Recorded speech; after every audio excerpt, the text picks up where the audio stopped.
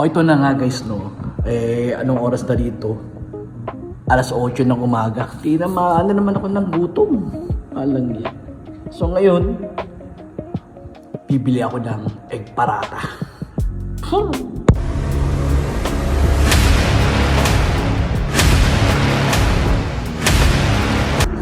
Siyempre, walking again. Ganito naman ang umaga dito sa Dubai. Ito yung bahay namin eh. Building namin. Yun. Nakita niyo yung Titanic building.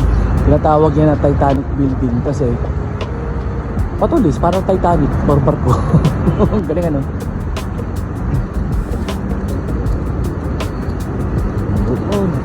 Tapos nakita niyo naman yung mga motor niya. Dito pa-deliver lang yung mga yan, no? Grabe oh. Ito talaga pa-deliver. Ito, pan-deliver lang to eh. Sa Pinas, wala. Putang ang ano niyan.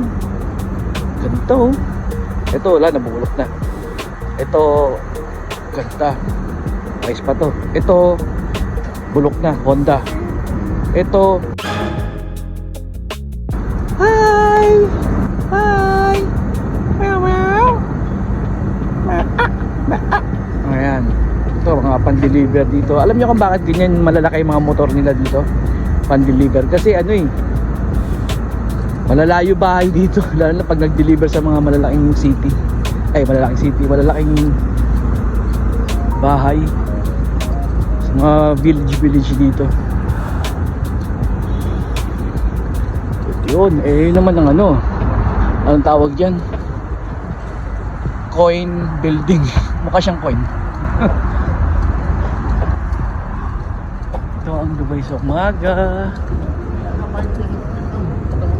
Dubai sa umaga. Anong oras na ngayon dito?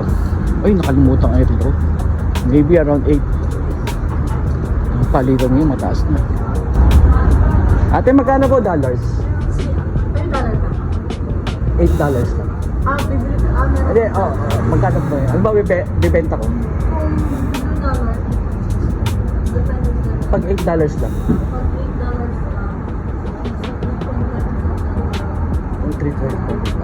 Thank you po.